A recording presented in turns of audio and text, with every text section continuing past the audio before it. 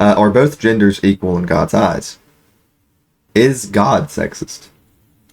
Do you think Adam would have taken the fruit if he was offered it first? Look at Dennis. This is he is the mascot for this channel. Hey. Okay, so today we're going to be talking about a very, very controversial topic in the Bible. A lot Women. of people...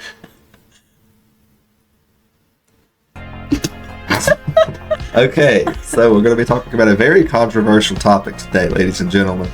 The topic being women. No, I'm kidding. But yes, kind of at the same time. So, a lot of people love to talk about sexism in the Bible, talk badly about the Bible by using sexism, saying that God hates women, yada yada yada. I thought it best to bring somebody other than myself, than a man, to discuss this topic, because obviously it's a pretty sensitive topic and a lot of men have given their opinions on it.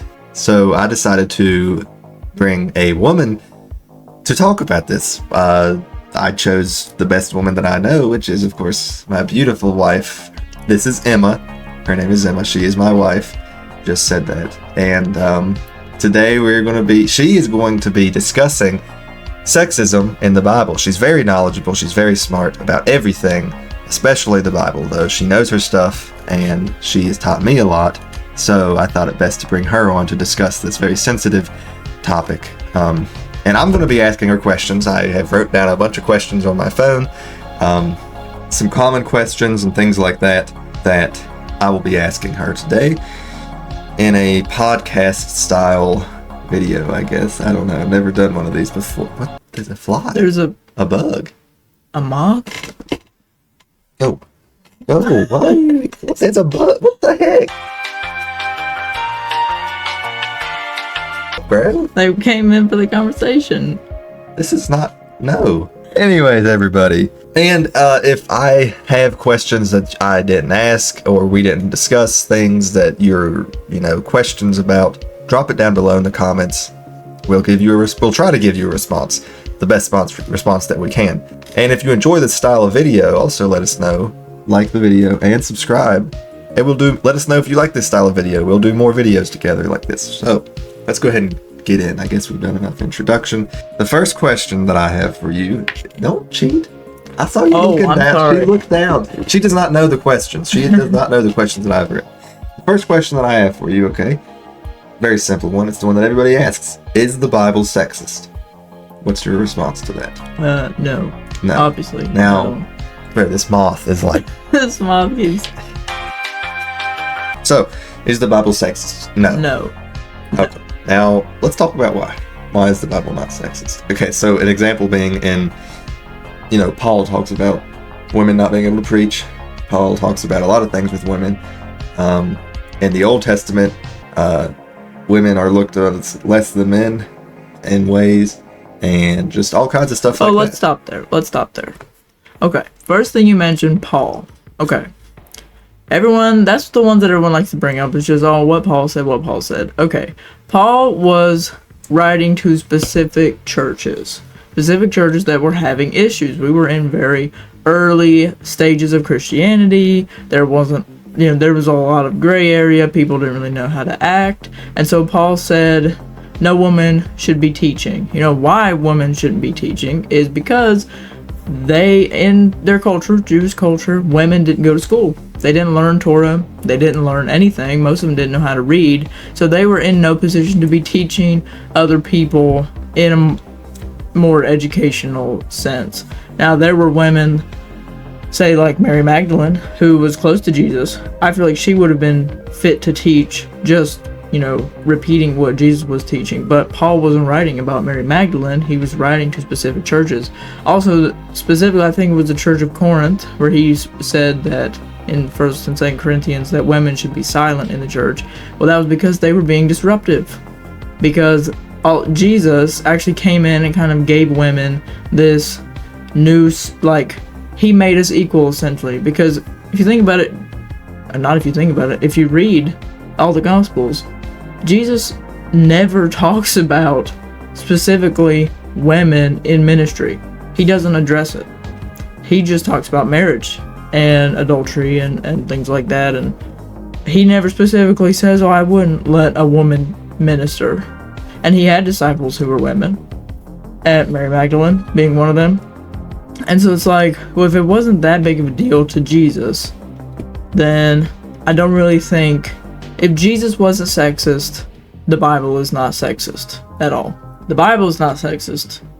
But Christians are sexist sometimes, a lot of the times, and I have been a direct victim of this, and I can't even tell you how it affects young girls who are growing up. And especially, let's be honest, I went to a Baptist private school in middle school, okay? I had a Bible class, and middle school boys are not exactly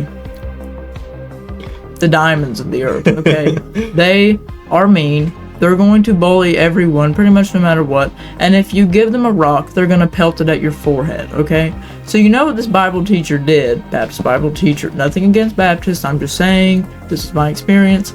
And Baptists do believe like women can't be pastors and whatnot. So they were teaching in the Bible class, this specific Bible class, that men are superior, that men have the authority, that women cannot be pastors, that women cannot teach. And it was literally like handing all of these boys a bullet with like a loaded gun.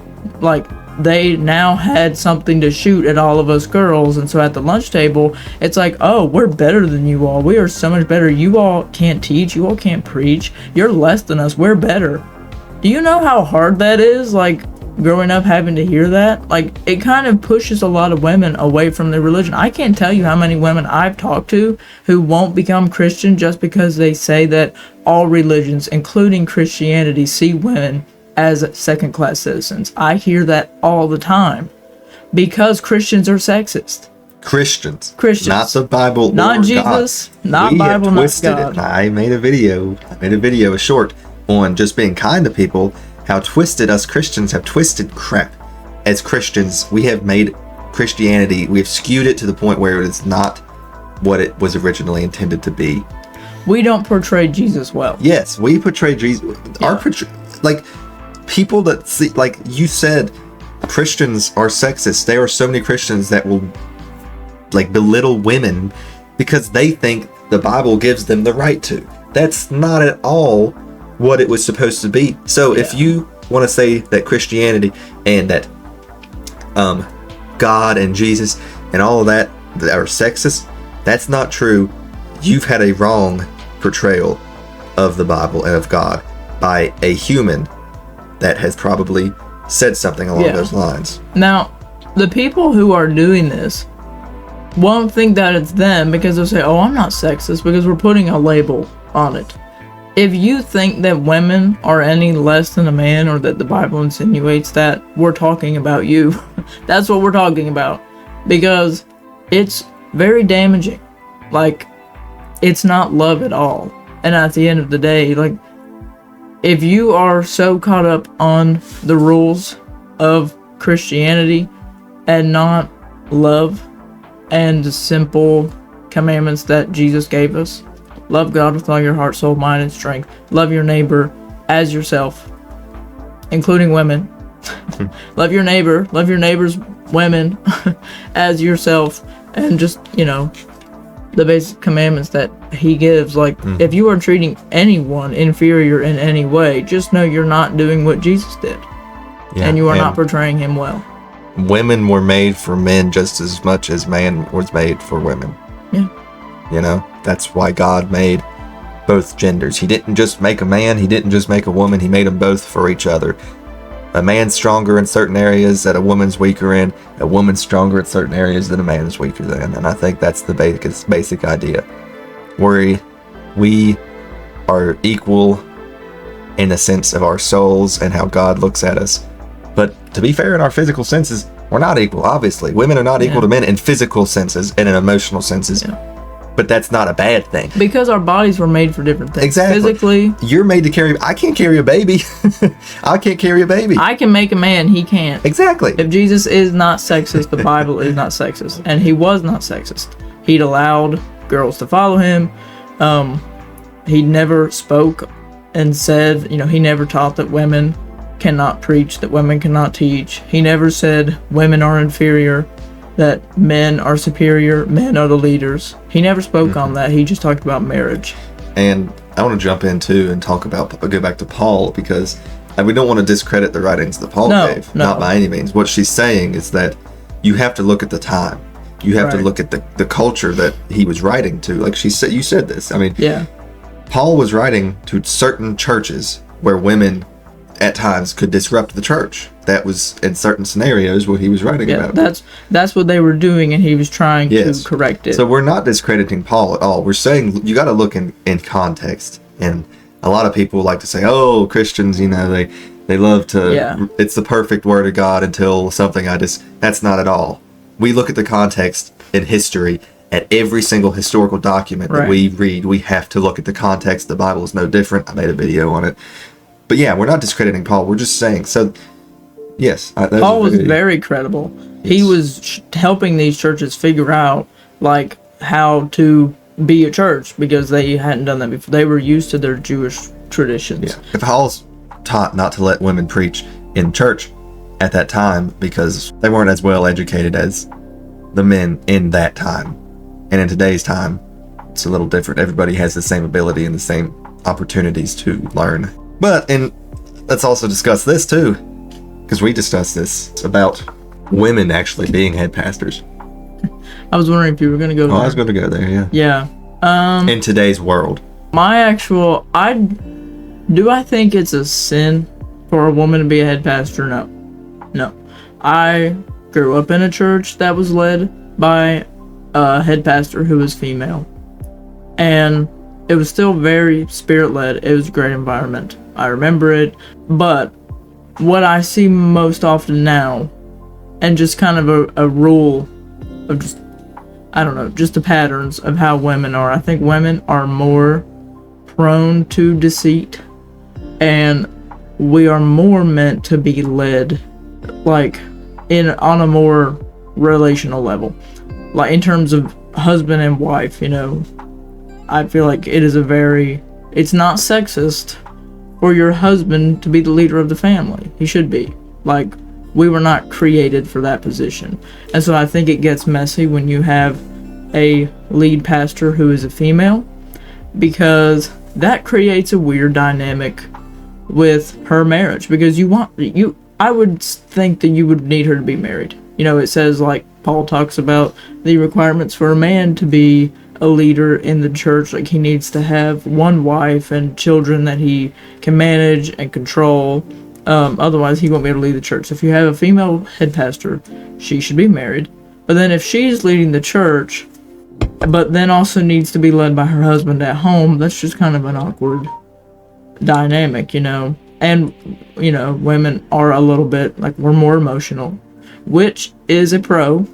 We're more prone to compassion. We're better at compassion, at humanity, at, empathizing, sympathizing, at caring for other people. That's what makes us mothers.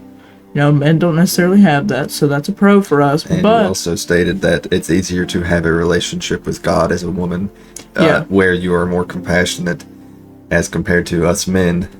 A lot of us are not made as compassionate as females. And this is also not an absolute. Obviously, everybody's different. We know that. Not every woman is the same. Not every man is the same. We're just saying basic. Kind of just like generalizing, just like on a general scale. Just a lot of times when I feel the Bible talks about things, it's just a general scale. But I agree with you. I think women can be, from past experiences in different churches and things, we know that it definitely gets a little messy with women being in charge sometimes. But it's also the same with men.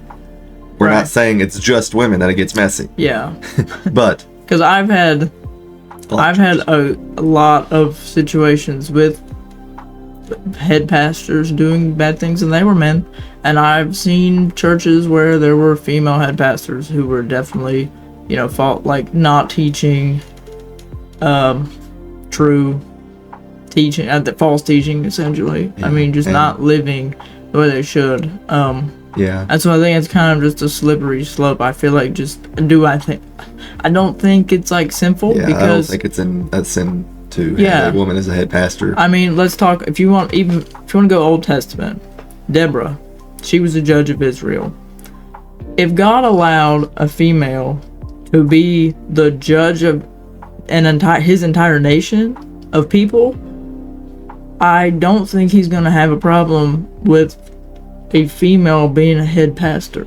Yeah. Like, I just don't, like, if he was okay with it under the old law, under the old covenant, he doesn't, God doesn't change. So I don't see him, I don't think it's probable that he has an issue with it. Now, I think it really depends on context. I think you can't just say, oh, all women are cut off. If the Lord calls a female to be a pastor, she is called to do it. Mm-hmm. And there will be signs to come along with that. It's not just like, you don't just want to say like I'm called to be the head pastor, and everyone be like, yeah, okay. There are processes to go through. Yeah, but and just the same, men can also be the same as women. They can be emotional. They can be, but we're just talking as a broad, general idea of how men are not as compassionate or emotional as a woman, which is not a bad thing. So that's just what we're saying about the female pastors. So, you ready to move on to another question? Yeah. Let me see, because we kind of I think like a lot of questions were answered in that. Okay, this is a good one. Well, let's quickly answer this one. Is God sexist?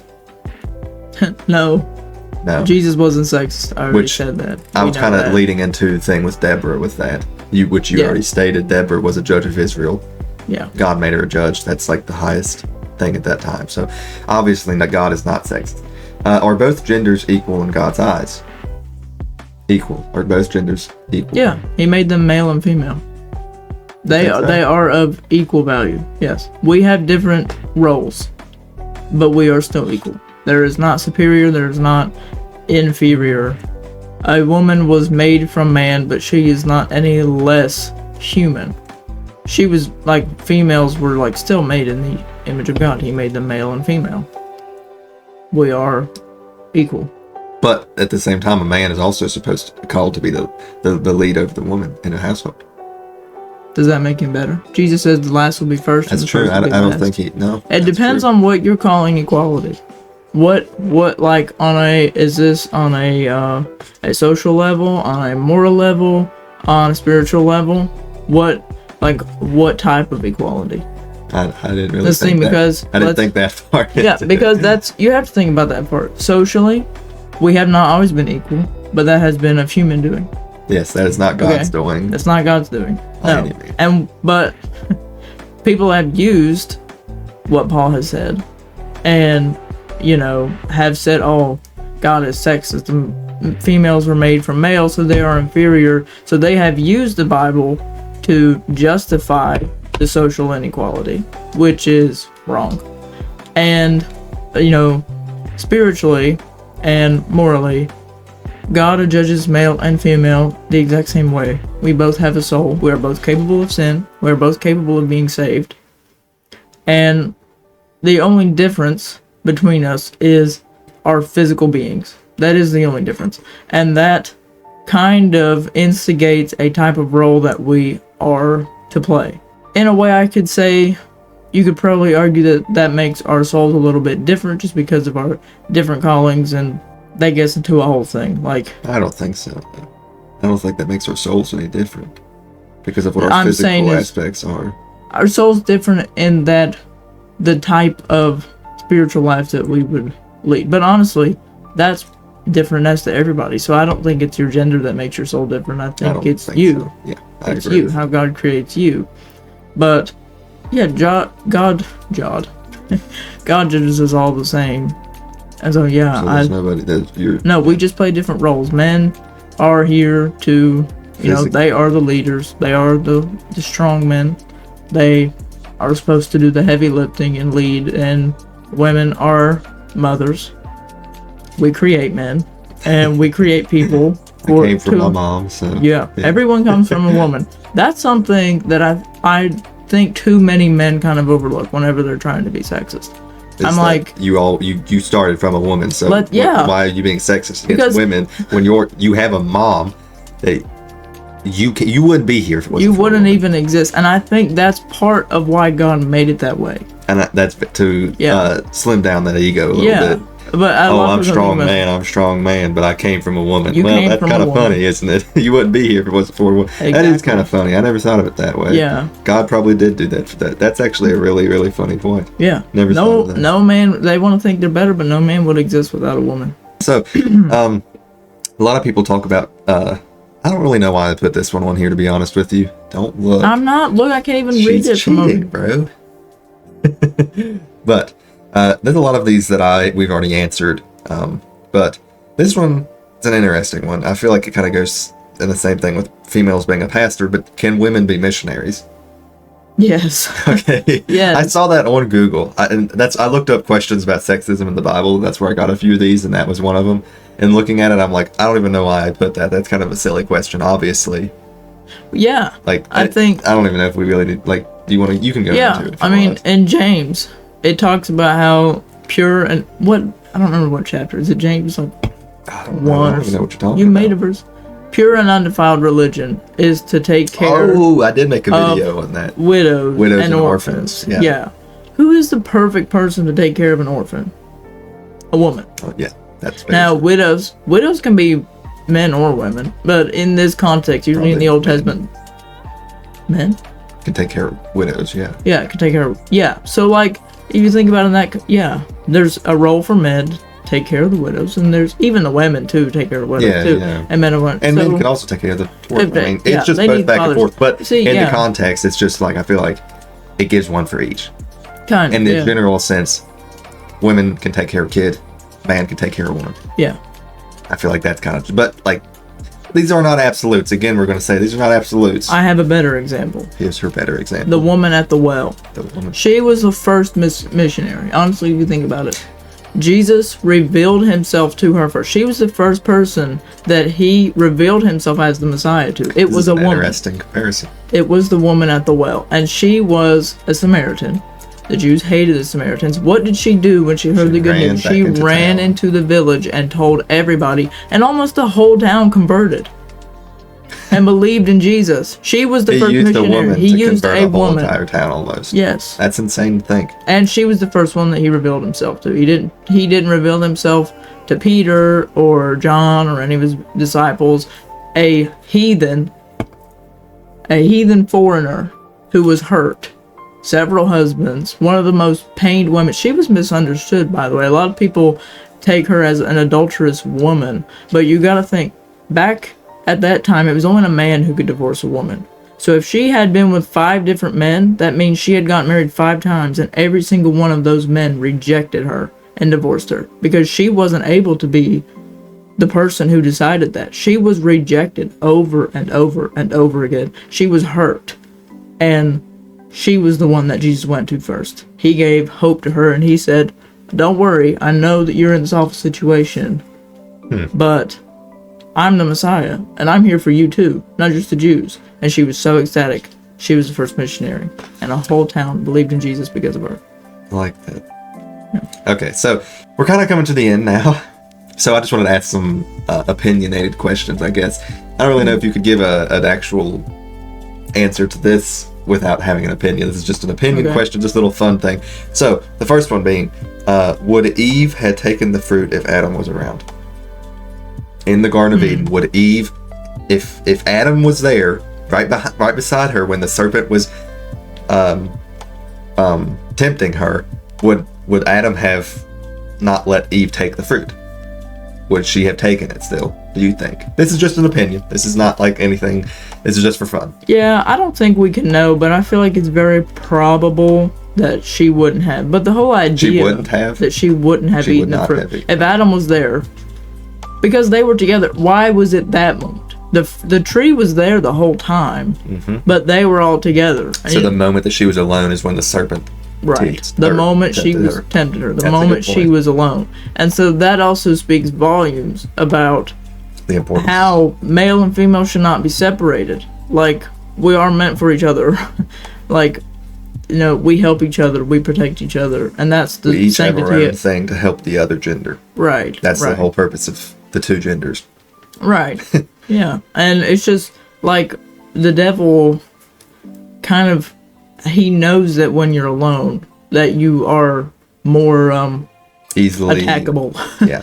Yeah, like you're not as protected, and so that's when he chose to go after her. So yeah, who knows? Who knows? But, Okay. I mean, I well, feel here's like- another asked question about the Garden of Eden and the fruit. Do you think Adam would have taken the fruit if he was offered it first? Yeah, potentially. I think he would have. Yeah. I think that the serpent would have found a way to tempt him into taking it. It probably, I could, no, honestly, I feel like it would have been in the exact same way because Yeah. it was power hungry. That was the whole thing with Eve. It was, Yeah, he would use the same argument. yeah, so, and a man would, I feel like, be more susceptible to falling into that than a woman. So if a woman fell into it, then I think a man would definitely fall into it. Yeah. I mean, yeah. But of course, Who these are, knows what- again, these are fun questions. These Yeah, aren't they're just fun. anything. I mean, I think about, like, the idea is that they were separated. Who knows what Adam was doing? Either the serpent And Adam chose, did give in. I mean, he did. Yeah, he Like, did. he literally came over did. and he was like, hey, have this fruit. And Adam was like, oh, okay. Here's Like, an interesting thought. A nice analogy of how Adam was kind of a foreshadowing of Christ. Somebody, I don't remember where I heard this analogy. Adam saw that Eve had chosen death. She had done something where God said, if you do this, you surely are to die. And so Adam, you could, like, if you think about it in a way, Adam said, okay, I'm married to this woman and she chose death. I have not chosen death, but we will be separated if I do not choose death for her. So what did he ate the fruit too? What did Jesus do with us, with the church? We chose death. Jesus chose death with us to save us because he did not want to be separated. Adam died for his bride. Jesus died for his bride so that we could be together. wow. It's a very good analogy. Yeah. Jesus, like Adam was kind of one of the foreshadowings of Christ. Now, the only difference is that potentially Adam maybe wasn't thinking, oh, I'm choosing death so that I can be with her. It could have been like, oh yeah, that sounds great. Let's, yeah, we'll be just like He just God. didn't think anything about I it. don't It know. could have been that too. Maybe that analogy's not right, but I mean, the parallels. The parallels there, are very, very much there. very much there. So I think that's all the questions that I have to ask. Again, if you all have any questions that arose or that you have, don't hesitate to put it in the comments below, and we will do our best to answer. Make sure to like the video if you enjoyed this, subscribe, and also let us know, well, if you enjoyed this style of video, like and subscribe so that we know to make more content like this between the two of us discussing things. And if you have any other topics that you'd like to bring up that we should discuss that you'd be interested in hearing a response from us, let us know below. And thank you, Emma. She's very knowledgeable, and I'm very lucky to have her as my wife. So, hope you all enjoyed again, and I guess I'll let you do the outro. We do the same outro on this channel as the CJAB channel. You know, I swear. Have a blessed day, night, evening, morning, year. Girl, you are really messing this up. Have a blessed evening, morning, day, night, wherever you're at in the world. I hope we hope you have a blessed one. Jesus loves you. We love you, and we'll see you in the next one. No, you gotta make the pop sound. You got no. Do it again. Go like that. You're really bad at that pop sound. That's okay.